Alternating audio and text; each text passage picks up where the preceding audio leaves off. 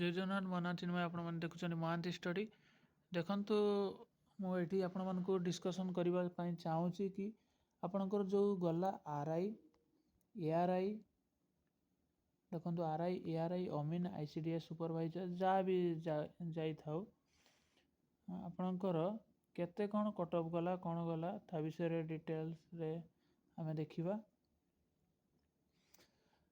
तो डिटेल्स जो देखा आपण मैंने भावुवे जे 24 अक्टोबर गोटे सिफ्ट नहीं कि आपण मानकर 24 अक्टोबर फास्ट सिफ्ट भावुंट आउ किसी बहुत किसी डाउट रोचे आपण मानक पाखरे तो सबू ए वीडियो रे डिस्कसन करवा आउ ए वीडियो सब सॉल्व करने चेष्टा करवा कि कौन है कौन ना सबू ता विषय आलोचना करवा। तो चलतु वीडियो को स्टार्ट करुचे देखा देखो कौन असुविधा रही या विषय ता आम जाना कही रखे आपण मानक जे प्रथमे आपण मैंने देखु आपणकर जो स्कोरटा आसी प्राय मैक्सिमम छुआकर आसी 70+ तो आसी 60 65 70+ तो आसी जो मैंने भी 40 रखिथे से भी बढ़ी आसी तो से अनुसार समस्त किसी ना कि बढ़ी आउ कौ कौ मानकर कमी कार बढ़ी कार कमी कौन पाई बढ़ी कौन पाई कमी आ कौन पाई 88 पॉइंट समथिंग कट ऑफ गला ता आमे डिस्कसन करवा ए वीडियो रे कौन पाई जाइए 88 पॉइंट समथिंग देखंतु फैक्टा को बुझापी चेष्टा करूँ कई ए प्रकार कही नथिबे मु आपण मानकु कहूसी कौन पाई जाइए गवर्नमेंट को कहवाटा एत ये नुहे आपण मैंने जे भावुथिबे ताले भूल रे किछि हेइथिबो कौन पाई हेइछि ता मु देखै दउछि तापर आपण माने डिसाइड करिवे भूल कि ठीक आपण माने डिसाइड करिवे बट मु कहूछि गवर्नमेंट को वे रे जाइछन्ती ता मध्ये मु देखौछि आपण मानकु। तो देखंतु आमे जदि गोटे डिस्कसन करवा गोटे जानिछन्ती हार्ड शिफ्ट इजी शिफ्ट अनुसार आपण मानकर हुए main hard shift easy shift नुहे एठी आपण माने हार्ड शिफ्ट इजी शिफ्ट नुहे आपण माने केते पिला देइछन देखंतु मु गोटे कहमी गोटे 9 September exam suppose 9 September exam हेइछि तो 9 सेप्टेम्बर आपण मानकर first shift second shift third shift तीनटा शिफ्ट रे मु कहिदेली तो तीनटा शिफ्ट रे मानि नियंतु फास्ट शिफ्ट रो एग्जाम टिके हार्ड थिला सेकंड रे मीडियम थिला थर्ड रे होची लो क्वालिटी थिला तो हार्ड मॉडरेट आउ इजी थिला बा लो थिला तेणु मु कहूची आपण मानकु जदि हार्ड शिफ्ट भी थिला किंतु पिला सपोज मानियंतु 1000 पिला देइचंती एठी भी 1000 एठी भी 1000 एठी भी 1000 सबुरे 1000 देइचंती तो 1000 देला परे हार्ड शिफ्ट रे भाबि नियंतु भलो पिला पूरा बसचंती हार्ड शिफ्ट हेले मते उडै देइचंती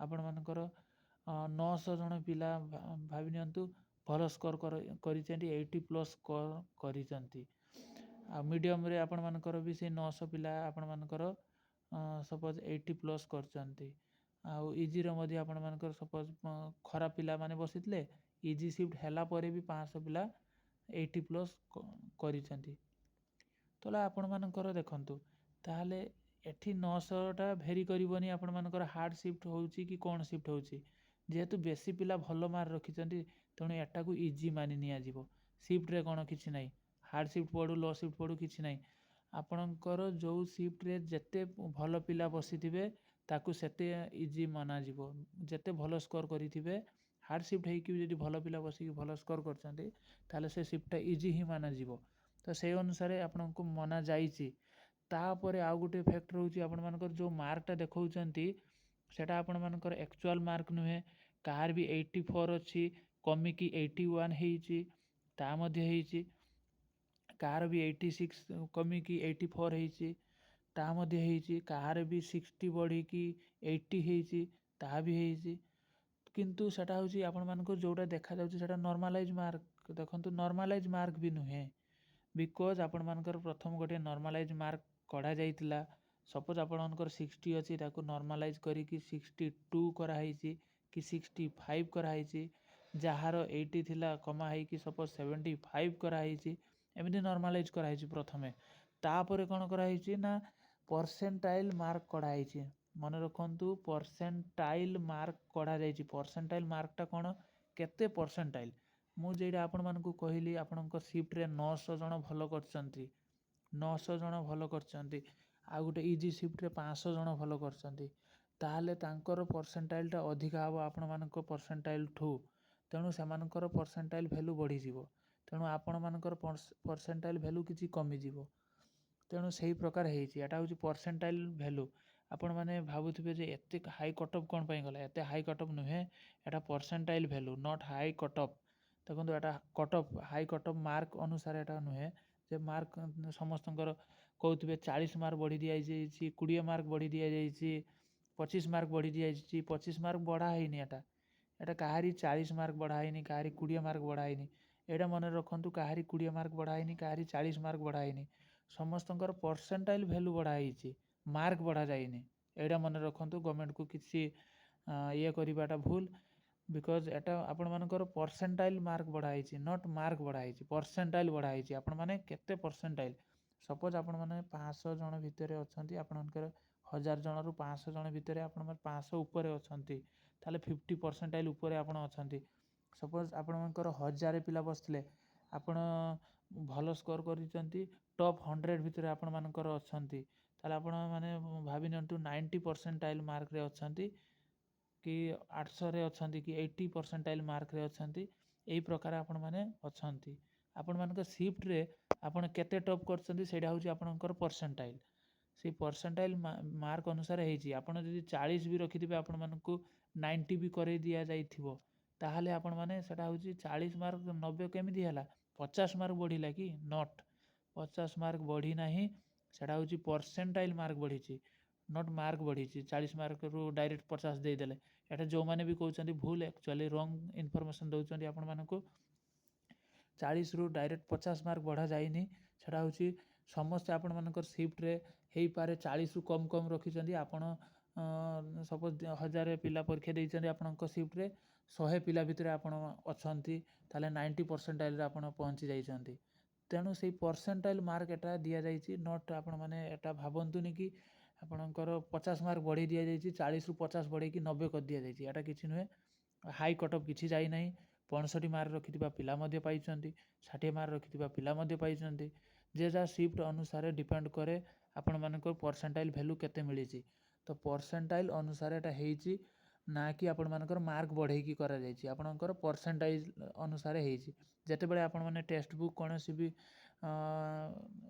ଟେଷ୍ଟ ସିରିଜ୍ ଦେଉଥିବେ, ଆପଣମାନେ ମକ୍ ଟେଷ୍ଟ ଦେଉଥିବେ, ଏପ୍ରେ ଟେକ୍ସଟ ବୁକ୍ ହେଉ, ADA 247 ହେଉ, ସେଥିରେ ଆପଣମାନେ ଦେଖୁଥିବେ ଆପଣମାନଙ୍କର ପରସେଣ୍ଟାଇଲ୍ ମାର୍କ ବି ଦେବ, କେତେ ପରସେଣ୍ଟାଇଲ୍ରେ ଆପଣମାନେ ଅଛନ୍ତି, ମାନେ କେତେ ପରସେଣ୍ଟାଇଲ୍ରେ ଅଛନ୍ତି, ସେଇଠି ଆପଣମାନେ ଜାଣିପାରିବେ କେତେ ପରସେଣ୍ଟାଇଲ୍ ଆପଣମାନେ ଭେରି କରୁଛନ୍ତି, କେତେ ଠିକ୍ କରିଛନ୍ତି, କ'ଣ କରିଛନ୍ତି, ଆପଣମାନଙ୍କର ସିଫ୍ଟରେ କେତେ ଭିତରେ ର୍ୟାଙ୍କ ଭିତରେ ଆସିଛନ୍ତି, ସେଇଟା ହେଉଛି ଆପଣମାନଙ୍କର ପରସେଣ୍ଟାଇଲ୍ ର୍ୟାଙ୍କ।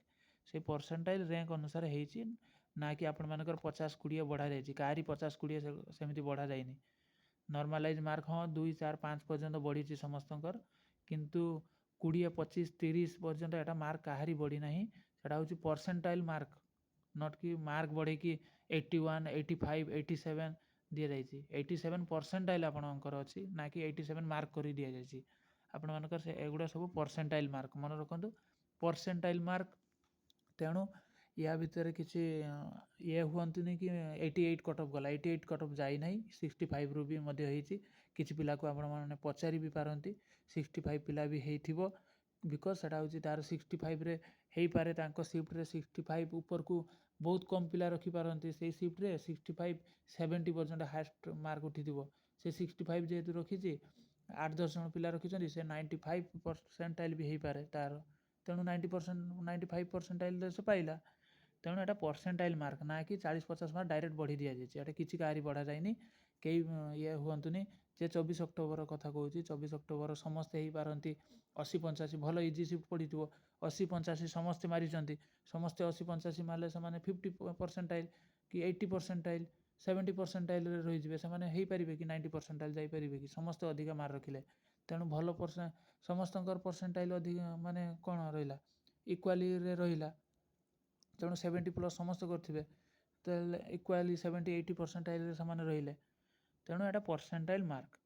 ତ ଆଶା କରୁଥିବି ଭିଡ଼ିଓଟି ଭଲ ଲାଗିଥିବ। ଭିଡ଼ିଓଟି ଭଲ ଲାଗିଲେ ଭିଡ଼ିଓକୁ ଲାଇକ୍ କରିବେ, ଚ୍ୟାନେଲକୁ ସବସ୍କ୍ରାଇବ୍ କରିବେ।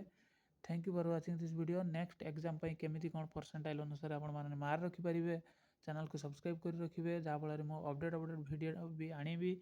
आउ कौन पढ़िले आपण माने डायरेक्ट एग्जाम क्वालिफाई करेंगे ता विषय में डिस्कसन करवा। अଯଥାରେ फालतू जिनस पढ़वार किसी आवश्यकता नहीं। Thank you for watching this video. जय हिंद।